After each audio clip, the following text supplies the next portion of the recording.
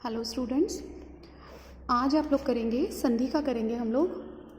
दो ध्वनियों के परस्पर मेल से जो विकार उत्पन्न होता है उसे संधि कहते हैं। मतलब कि ध्वनियाँ आपकी होती हैं, भाषा की सबसे छोटी इकाई उसको वर्ण कहते हैं और वही वर्ण आपका ध्वनि कहलाता है। संधि में हमारी आती हैं 3 प्रकार की संधि। ये देखिए, स्वर, व्यंजन और विसर्ग। स्वर संधि में अगर हम देखें तो आएगा 2 स्वरों का मेल।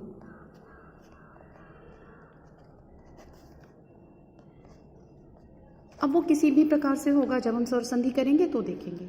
व्यंजन संधि में होता है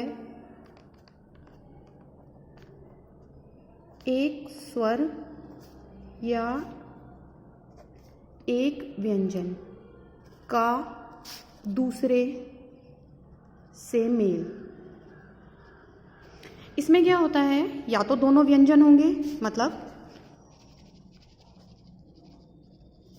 या फिर एक स्वर और एक व्यंजन। ठीक। तीसरी आती है आपकी विसर्ग संधि। विसर्ग संधि में क्या होता है, विसर्ग का स्वर या व्यंजन से मेल।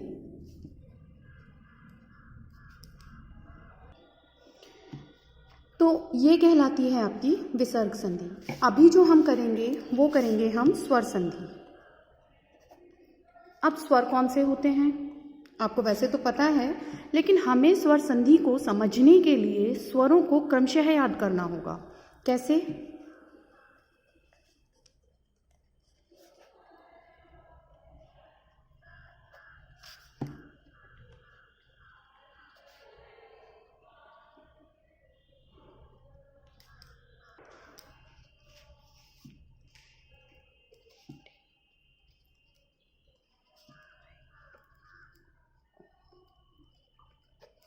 वैसे तो आपके 2 और होते हैं, आप जानते हैं कौन कौन से, अंग और अंग्य है, जिन्हें अयोगवाह कहते हैं।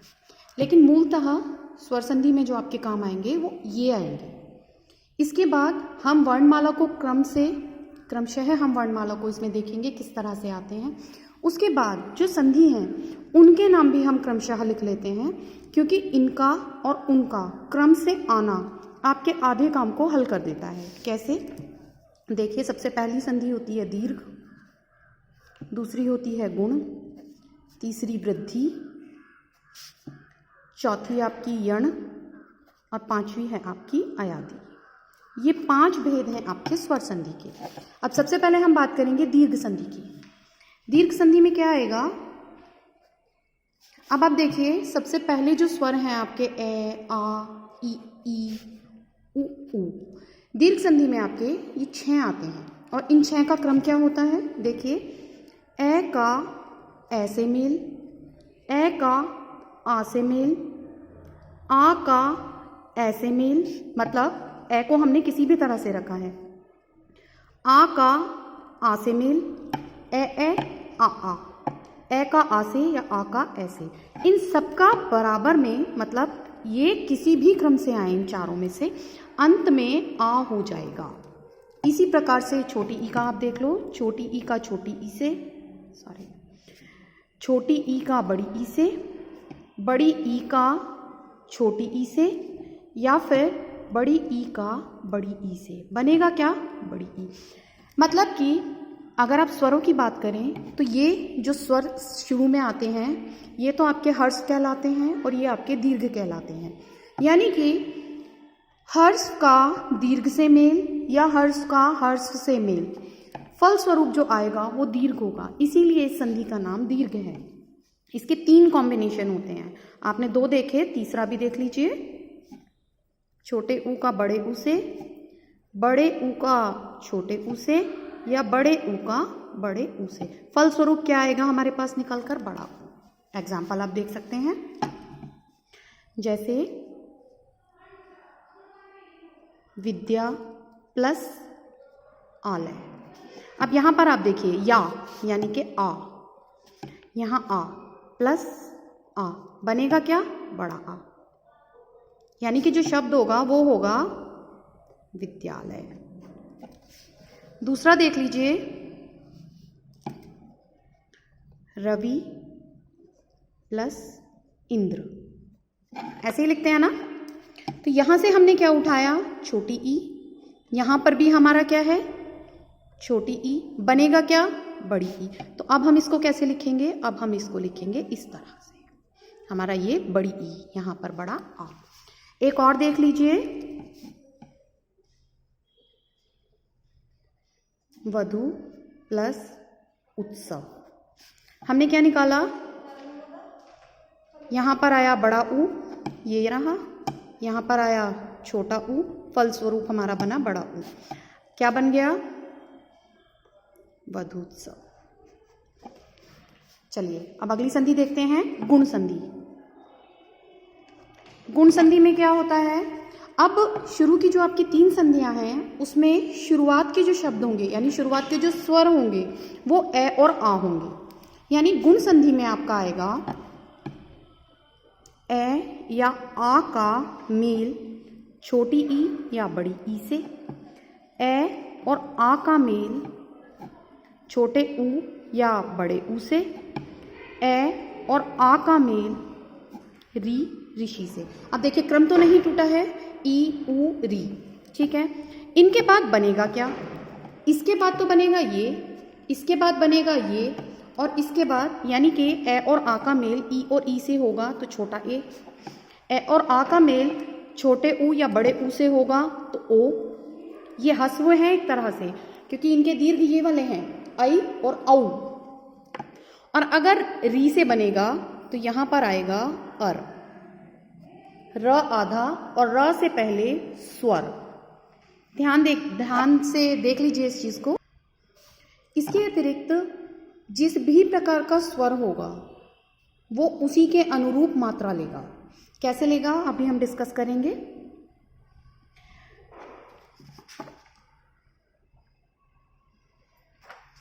देख लीजिए उदाहरण, महा प्लस इंद्र, हमने यहां से क्या लिया आ, यहां से हमने लिया ई, यानी कि हमारा कॉम्बिनेशन हुआ ये वाला, बनेगा ये छोटा ए, तो हम क्या लिखेंगे महेंद्र। शब्द हमारा ये बन गया, ठीक है। नेक्स्ट कॉम्बिनेशन में देखिए, पर प्लस उकार, यहां से हमने लिया अ, क्योंकि आप जानते हैं कोई भी व्यंजन तब कंप्लीट होता है जब उसके साथ अ नामक स्वर जुड़ा होता है। अ सभी व्यंजनों में होता है, अ की अपनी कोई मात्रा नहीं होती। बाकी आपके जितने भी व्यंजन हैं सबकी अपनी मात्रा होती है, जितने भी स्वर हैं सबकी अपनी मात्रा होती है। किसी भी व्यंजन में वो लगते हैं तो वो उसमें मात्रा के रूप में दिखाई देते हैं। जैसे यहाँ पर अयादि लिखा है, द के साथ छोटी ई की मात्रा जुड़ी है, छोटी ई का स्वर है। तो यहाँ पर हमने क्या लिया, र में से हमने अ निकाला और आ गया छोटा ऊ, यानी कॉम्बिनेशन हुआ अ और ऊ का, बनेगा हमारा ओ। तो हम क्या लिखेंगे परोपकार, ठीक है। अब बात करते हैं अर की।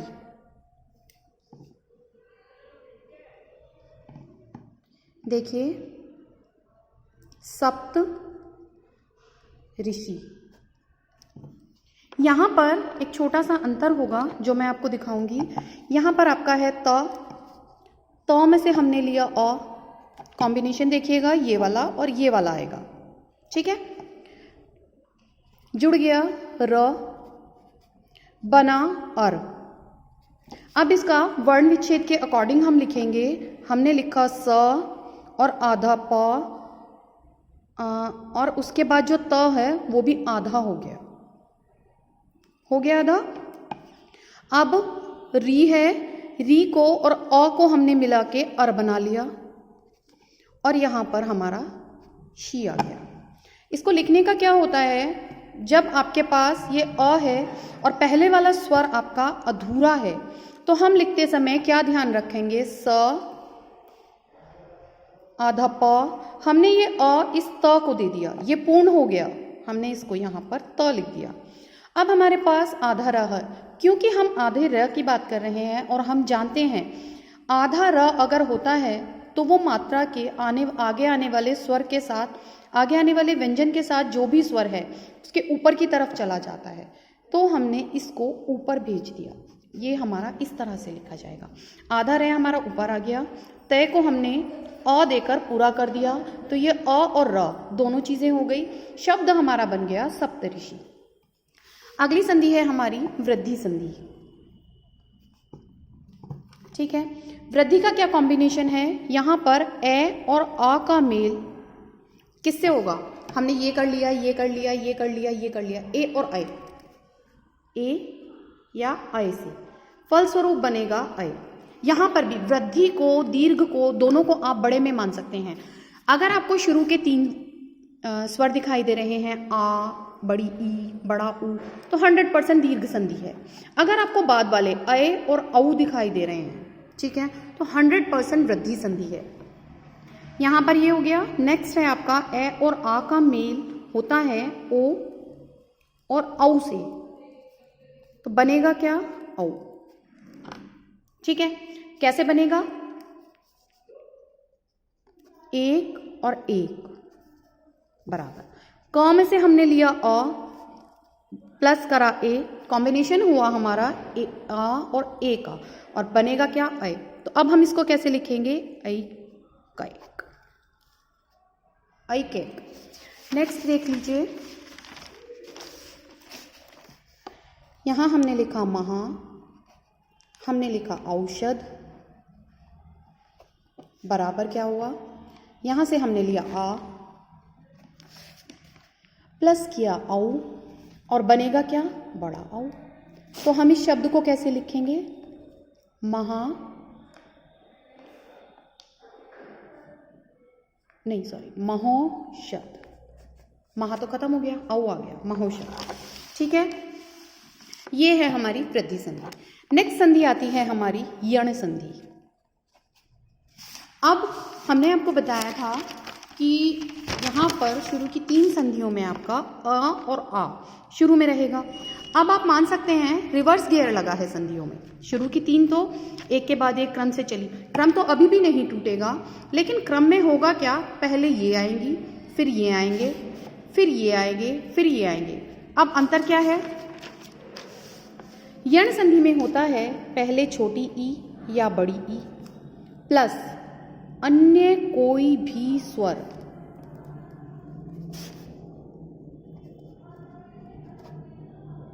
बनेगा क्या, ये बना किसका, ये इसका। ठीक है, नेक्स्ट है आपका छोटा ऊ और बड़ा ऊ, क्रम देखते रहिएगा, कंडीशन वही है, अन्य कोई भी स्वर, परिवर्तित किस में हो गया, वह। यहां पर सिर्फ यह और सिर्फ वह, संधि के नाम में भी आप देख सकते हैं सिर्फ यह है, यण, यह। ठीक है, ये इसे छोटी सी ट्रिक भी मान सकते हो, जैसे आपने यहाँ माना कि कहीं पर भी औ की मात्रा होती है, ऐ आता है, यानी कि वृद्धि संधि होगा, बाद के 2 स्वर हैं, शुरू के 3 हमने देखे वो दीर्घ में होंगे, ए और ऐ जो है अगर सिंपली वो आता है तो ये जो है ये हमारा गुण संधि में आता है, ए की मात्रा। ठीक है, ए और ओ की मात्रा।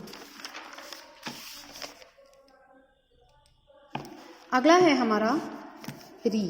यहाँ पर भी क्योंकि आप देखें स्वरों में ए आ उ के बाद री आ रहा है, तो आपका री जो आता है एक तो वृद्धि इसमें यण संधि में आता है और एक गुण संधि में, 2 में आता है। तो यहाँ पर भी क्या होगा, री प्लस कोई भी अन्य स्वर, बनेगा क्या, वहाँ पर जो बना था वो अर था, र आधा, यहाँ पर य पूरा, वै पूरा और रै भी पूरा है। अंतर क्या होगा, अगर य के साथ आ है, सॉरी बाद वाला शब्द जो भी है हमारा बाद वाला स्वर ए है, तो ये कंडीशन होगी, बाद वाला स्वर आ है तो यहाँ पे या हो जाएगा, वा हो जाएगा, रा हो जाएगा, यानी कि बाद वाला जो स्वर है वो अपनी मात्रा को लेके चलेगा। यह वह रे बनेंगे ए के अकॉर्डिंग। अब देखिए कैसे,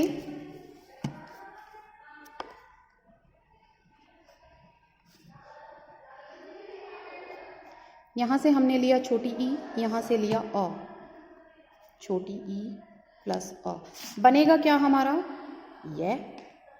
ठीक है। अब एक और चीज़ है जो इस संधि में इम्पॉर्टेंट है।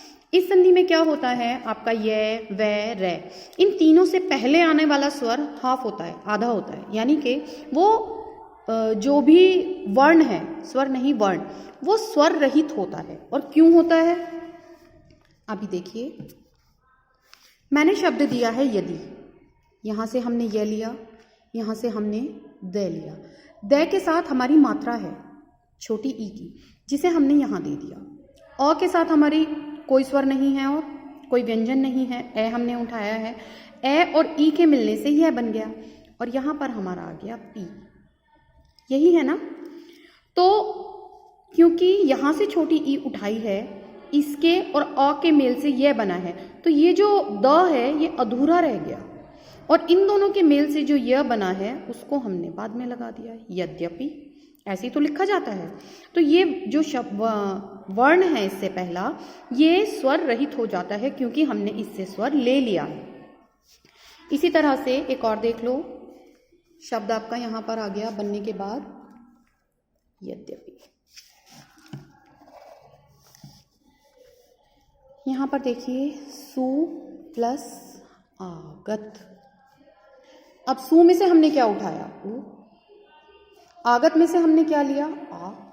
तो यहाँ पर जो वर्ण बनेगा वो बनेगा वा, क्योंकि यहाँ पर आ है, हमें उसकी मात्रा को नहीं छोड़ना है। तो यहाँ पर अब जो बैठेगा, क्योंकि यहाँ पर आप जानते हैं सु में से हमने मात्रा निकाली है, तो से जो है वो आधा हो गया। अब जो हमारे पास शब्द बन के आया वो ये हो गया, और यहाँ पर आगत में से हमें आ हमने ले लिया था, तो यहाँ पर गत, शब्द हमारा बना स्वागत। इसी तरह से री का भी एक एग्जाम्पल देख लीजिए। मातृ प्लस आज्ञा, ये देखिए यहाँ पर आप जानते हैं ये री की मात्रा है, हमने री लिया प्लस आ करा, बराबर हमारे पास बना र। अब यहाँ पर जो शब्द बनेगा उसमें आप लोग थोड़ा सा कंफ्यूज होते हैं। अब मैं आपको बता दूं, हमारे यहाँ चलते हैं संयुक्त व्यंजन। क्ष, त्र, ज्ञ आपने पढ़े हैं, किसमें कौन सा शब्द कैसा होता है वो भी आपको पता है। तो इस प्रकार हम लिखेंगे माँ। अब यहाँ पर त है, त के साथ री की मात्रा है, ये त आधा हो गया, और यहाँ पर हो गई प्लस ये री की मात्रा हो गई, प्लस आ हो गया। ज्ञा को हम छोड़ देते हैं क्योंकि हम जिसको जोड़ रहे हैं हम उसकी बात करते हैं। तो यहाँ पर आपकी री और आ मिलकर पूरा का पूरा रे बन गए हैं, ठीक है। लेकिन जो ये आधा है इसको भी तो लेना है। अब हम मात्राज्ञा को ऐसे तो नहीं लिख सकते हैं, क्योंकि आप जानते हैं आधा तय और रे पूरा मिलने के बाद त्र बनता है। त्रय का मेल क्या होता है व्यंजन में, आधा तय और पूरा रे, यही तो होता है त्रय। तो यहाँ पर हम लिखेंगे त्रा, क्योंकि रा है। तो अब इसको लिखने का तरीका हो जाएगा मात्राज्ञा। शब्द में दिक्कत नहीं है, शब्द बिल्कुल ठीक है, लेकिन आप संयुक्त व्यंजन की वजह से यहाँ पर कंफ्यूज हो सकते हैं। कंफ्यूज नहीं होना, त और र। बाकी और कोई अगर शब्द होता, हर किसी के साथ तो र नहीं जुड़ता, अगर यहाँ पर त के स्थान पर क होता, आधा का, तो इसको इसी तरह से लिखा जाता। क और रा आपस में नहीं जुड़ते हैं, ठीक है। नेक्स्ट है आपकी अयादि संधि। ये है आपकी अंतिम संधि, ठीक है। अयादि में आप देखिए यह के साथ आ का स्वर जुड़ा है, यानी यहाँ पर जो शब्द बनेंगे उनमें अंतर होगा। कैसे होगा, अभी हम फिर से क्रम को देखेंगे। क्रम में ये ए आ ई उ री यहाँ तक आ गया। अब आपके पास बचे हैं ए आई ओ औ। तो जहाँ पर ए और आई का मेल किसी भी अन्य स्वर से हो,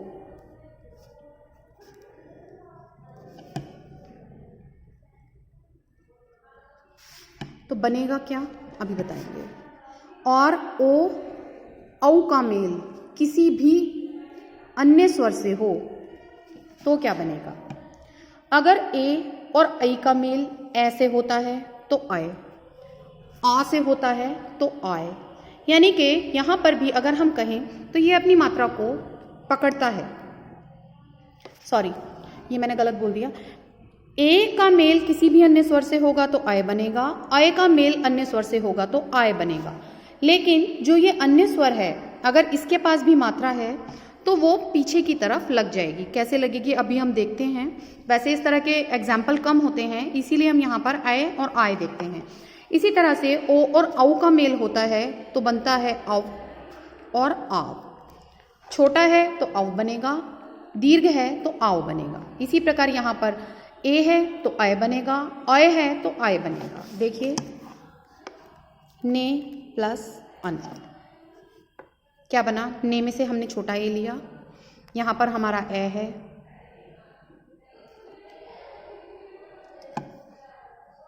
हमारे पास क्या आना चाहिए? अय। अब लिख लेते हैं, न अकेला रह गया, न को हमने आधा लिखा। अब क्योंकि हमारे पास अय है और आप जानते हैं अलग से स्वर इस तरह से नहीं लिखा जाता अगर पहले वाला व्यंजन अधूरा है, तो हमने क्या किया, इसको यहाँ खत्म कर दिया, इसको पूरा लिख दिया। फिर हमारे पास चूंकि यह बचा है, हमने यह लिख दिया और यहाँ पर अन में से हमने न लिख दिया, तो ये शब्द हमारा बन गया नय। इसी तरह से पाओ प्लस अक। अब क्या है? औ की मात्रा है, दीर्घ है, ध्यान रखेंगे इस चीज का, और यहाँ पर अ है, आपका स्वर आया अ। अब क्योंकि यहाँ पर दीर्घ है तो यहाँ क्या बनेगा? आ।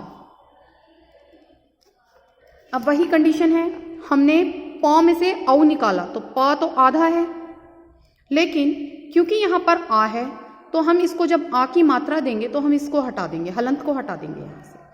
फिर वही व है और यहाँ पर अक में से क बचा है, पावक। आई होप आपको ये चीज़ें समझ आ जाएंगी।